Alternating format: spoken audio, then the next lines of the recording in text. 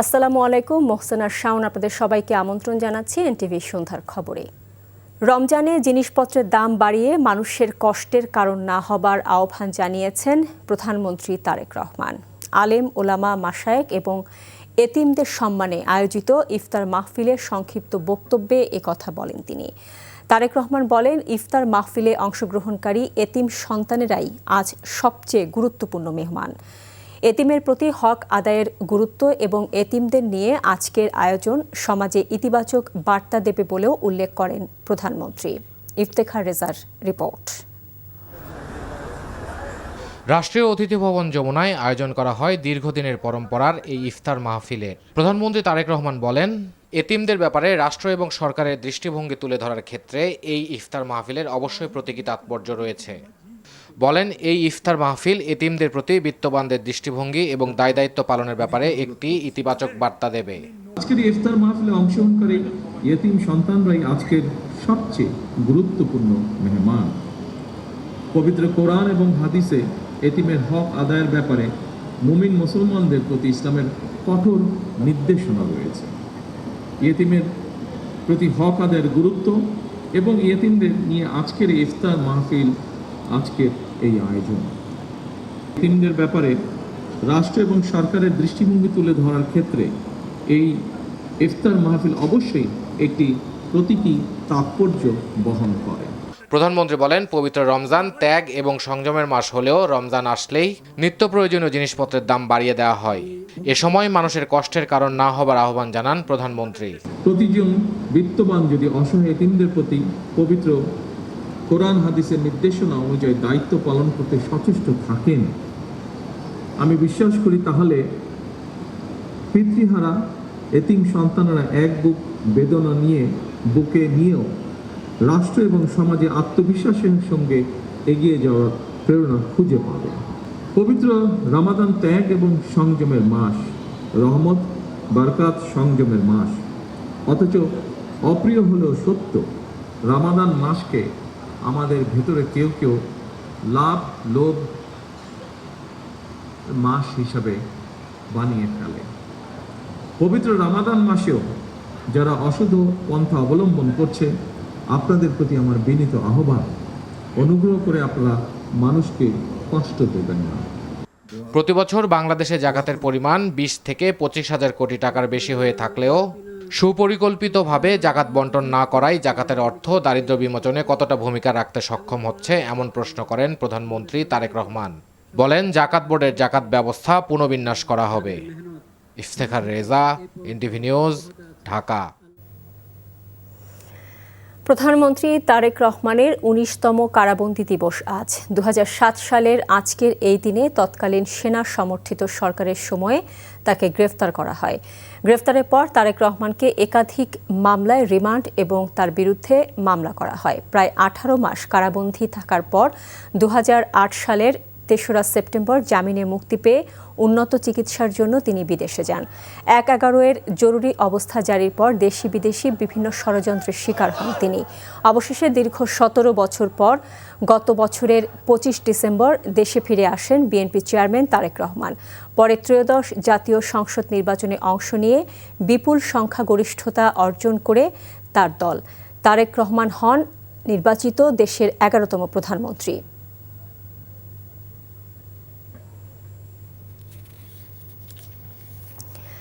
ত্রয়োদশ জাতীয় সংসদে বিএনপির সংসদ সদস্য 209 জন। এর মধ্যে প্রায় 146 জন সংসদ সদস্যই প্রথমবারের মতো সংসদে। এ কারণে নতুন সদস্যদের আগামী 12ই মার্চ থেকে শুরু হওয়া সংসদ অধিবেশনের কার্যবিধি, সংসদীয় বিভিন্ন রীতিনীতি, কর্মপ্রণালী বিধির বিষয়ে অবহিত করতেই এবারই প্রথমবারের মতো এই প্রশিক্ষণের আয়োজন করা হয়। কর্মসূচিতে অংশ নিয়ে স্বরাষ্ট্রমন্ত্রী ও দলের স্থায়ী কমিটির সদস্য সালাউদ্দিন আহমেদ বলেন, সংসদ নিয়ে অতীতের নেতিবাচক ধারণা থেকে বেরিয়ে আসার লক্ষ্য নিয়েই কাজ করছে বিএনপি। ইফতেখার রেজার আরও একটি রিপোর্ট। বাংলাদেশ জাতীয়তাবাদী দল বিএনপির প্রশিক্ষণ কর্মসূচির দ্বিতীয় দিনে অংশ নিতে সকাল থেকে আসতে থাকেন সংসদ সদস্যরা। 2 দিনের কর্মশালার শেষ দিনে শনিবার সকালের পর্বে যোগ দেন ঢাকা, ময়মনসিংহ, ফরিদপুর ও ঢাকা বিভাগের বেশ কয়েকটি জেলার সংসদ সদস্যরা। এই সংসদ কিভাবে কার্যকর করা যায়, প্রাণবন্ত করা যায়, সংসদ সদস্যদের আচার রীতিনীতি সমস্ত কিছু বিষয় আমাদের যারা সিনিয়র পার্লামেন্টারিয়ান বা দলের নেতা বা বিশেষজ্ঞ তারা আমাদের কিছু ব্রিফ করেছেন। আমরা আশা করি যে এই পার্লামেন্টটা বাংলাদেশের ইতিহাসের সবচেয়ে সুন্দর একটা পার্লামেন্ট হবে। প্রত্যেকটা এমপিকে কীভাবে সম্মান করবেন এবং বিরোধী দলের নেতা নেত্রীদেরকে বা এমপিদেরকে কীভাবে সম্মানিত করবেন সেগুলো কিন্তু প্রকাশ করা হয়েছে আজকে। আমাদের প্রতি আহ্বান জানানো হয়েছে আমরা যেন নিজেদেরকে জাতীয় সংসদের সদস্য হিসাবে যোগ্য করে গড়ে তোলবার চেষ্টা করি। কর্মশালা চলাকালীন গণমাধ্যমের সাথে কথা বলেন স্বরাষ্ট্রমন্ত্রী সালাউদ্দিন আহমদ। তিনি জানান, ত্রয়োদশ সংসদের প্রতি জনগণের যে প্রত্যাশা সেই অনুযায়ী কাজ করবে এই সংসদ। অতীতের ব্যাড কালচার যেগুলো হয়েছে, যেগুলো ব্যাড প্রেসিডেন্ট সৃষ্টি হয়েছে পার্লামেন্ট সম্পর্কে এবং মানুষের যে নেতিবাচক ধারণা সৃষ্টি হয়েছে, এগুলো সব মানুষের মন থেকে আমরা মুছে দেবো ইনশাআল্লাহ। আমরা একটা ভালো পার্লামেন্টারি প্র্যাকটিস আমরা সৃষ্টি করব এবং তার মাধ্যমে নজির স্থাপন করব আর জাতির জন্য আমরা বেস্ট কন্ট্রিবিউশন যাতে করতে পারি এই পার্লামেন্টের মধ্য দিয়ে সেই চেষ্টা করছি। আর সাংবিধানিক নিয়ম অনুযায়ী সংসদের প্রথম অধিবেশনে রাষ্ট্রপতি ভাষণ দিবেন। তাই 12 তারিখে সংসদের প্রথম অধিবেশনে রাষ্ট্রপতির ভাষণ দেওয়ার সকল প্রস্তুতি নেওয়া হয়েছে বলে জানান তথ্যমন্ত্রী। দেশের প্রচলিত নিয়ম অনুযায়ী আমাদের দেশের সংসদীয় ব্যবস্থা অনুযায়ী সংসদের প্রথম অধিবেশনে রাষ্ট্রপতি বক্তব্য দিবেন। এ ব্যাপারে সমস্ত প্রস্তুতি সম্পন্ন হয়ে গেছে। সংসদের প্রথম অধিবেশনই হবে সকল দলের অংশগ্রহণমূলক, এমন প্রত্যাশা বিএনপির। Iftekhar Reza, NTV news, Dhaka. নারীদের আত্মনির্ভরশীল করতে গ্রামীণ নারীদের ফ্যামিলি কার্ড দেওয়ার পাশাপাশি শহরে তাদের নিরাপত্তার পিঙ্ক বাস চালু করার কথা জানিয়েছেন প্রধানমন্ত্রীর শিক্ষা ও কর্মসংস্থান বিষয়ক উপদেষ্টা মাহদি আমিন। আগামীকাল 8 মার্চ বিশ্ব নারী দিবসকে সামনে রেখে ভিকারুন্নেসা অ্যালামনাই অ্যাসোসিয়েশন আয়োজিত উদ্যোক্তা মেলায় তিনি স্বল্প সুদে নারীদের ঋণ দেওয়ার কথা জানান। ভিকারুন্নেসা নুন স্কুল অ্যান্ড কলেজের হলরুমে আয়োজিত মিনাবাজার ও উদ্যোক্তা মেলায় এবছর 45টি স্টল স্থান পেয়েছে। স্টলগুলোতে আভিজাত্যের ছোঁয়া নিয়ে দেশি বিদেশি শাড়ি, তৈরি পোশাক, আধুনিক জুয়েলারি, ঘর সাজানোর সামগ্রী সহ বৈচিত্র্যময় পণ্য নজর কেড়েছে ক্রেতাদের। এছাড়া রমজান মাস হওয়ায় দর্শনার্থীদের জন্য রয়েছে উদ্যোক্তাদের মজাদার ইফতার সামগ্রীর বিশেষ আয়োজন।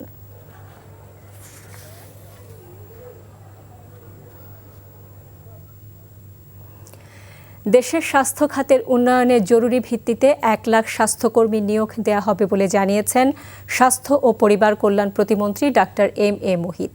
সকালে রাজধানীর সেটআপ মিলনায়তনে গবেষণা সংস্থা power and participation research centre PPRC আয়োজিত আলোচনা অনুষ্ঠানে তিনি একথা জানান। এর মধ্যে 80,000ই হবেন নারী কর্মী। বর্তমানে যে সংখ্যক স্বাস্থ্যকর্মী আছেন তা উল্লেখযোগ্য হারে না বাড়ানো গেলে মানুষের দোরগোড়ায় স্বাস্থ্যসেবা পৌঁছানো যাবে না বলেও জানান তিনি। স্বাস্থ্য খাতের আধুনিকায়নে ই-হেলথ কার্ড চালু করার পরিকল্পনা বর্তমান সরকারের রয়েছে বলেও উল্লেখ করেন স্বাস্থ্য প্রতিমন্ত্রী। তবে দুর্নীতি প্রতিরোধ করা না গেলে সকল অর্জন হারিয়ে যাবে বলেও তিনি জানান।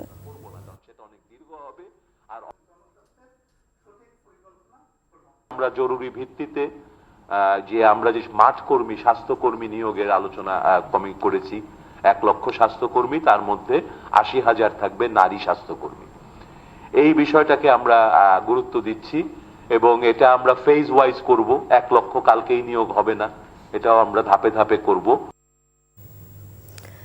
জাতীয় সার্বভৌমত্ব, আঞ্চলিক অখণ্ডতা, অর্থনৈতিক উন্নয়ন এবং বিশ্বব্যাপী শান্তি রক্ষার প্রতি জামায়াতে ইসলামীর পূর্ণ সমর্থন রয়েছে বলে জানিয়েছেন সংসদের বিরোধী দলীয় নেতা ও জামায়াতে ইসলামীর আমির ডাক্তার শফিকুর রহমান।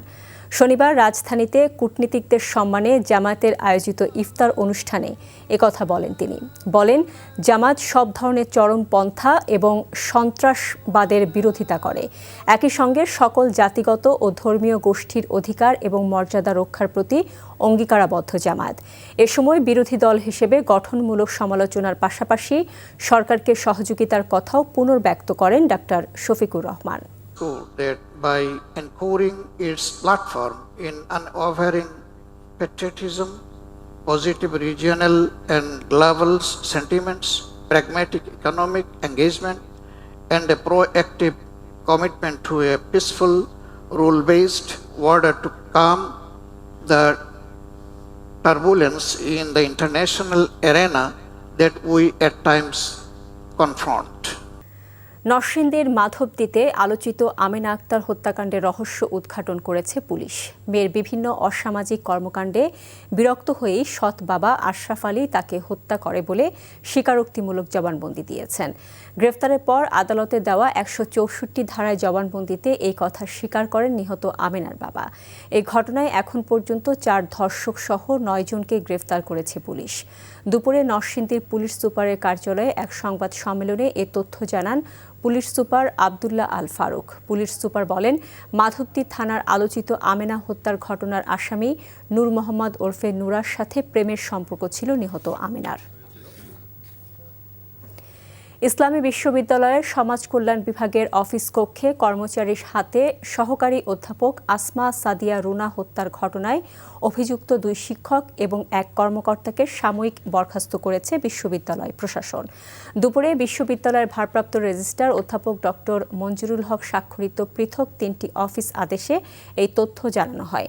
এতে বলা হয়, গত 4 মার্চ ইসলামী বিশ্ববিদ্যালয়ের সমাজ কল্যাণ বিভাগের সভাপতি ও সহকারী অধ্যাপক আসমা সাদিয়া রুনার হত্যাকাণ্ডে প্রাথমিক তথ্যে সহকারী অধ্যাপক শ্যাম সুন্দর সরকার, সহকারী অধ্যাপক হাবিবুর রহমান এবং উম্মুল মোমিনিন আয়েশা সিদ্দিকা হলের সহকারী রেজিস্ট্রার বিশ্বজিৎ কুমার বিশ্বাসের নাম উল্লেখ থাকায় চাকুরি হতে সাময়িকভাবে বরখাস্ত করা হয়েছে। তবে বরখাস্তকালীন বিশ্ববিদ্যালয়ের বিধি মোতাবেক জীবনধারণ ভাতা পাবেন তারা। নাটোরের সিংড়ায় পানির ট্যাঙ্কে 10,000 লিটার ডিজেল মজুত করায় রুবেল হোসেন নামে এক তেল ব্যবসায়ীকে 5,000 টাকা জরিমানা করেছে ভ্রাম্যমাণ আদালত। একই সাথে উদ্ধারকৃত তেল ন্যায্য দামে খোলা বাজারে বিক্রির নির্দেশ দেওয়া হয়। গোপন তথ্যের ভিত্তিতে সিংড়া উপজেলা নির্বাহী কর্মকর্তা আব্দুল্লাহ আল সিফাতের নেতৃত্বে ভ্রাম্যমাণ আদালত দুপুরে উপজেলার ভাটোপাড়া এলাকায় একটি বাঁশঝাড়ে অভিযান চালিয়ে পানির ট্যাঙ্কে মজুত 10,000 লিটার ডিজেল উদ্ধার করে। এছাড়া উপজেলার বিভিন্ন তেল পাম্পে অভিযান চালিয়ে তেলের মজুদ যাচাই করে ভ্রাম্যমাণ আদালত।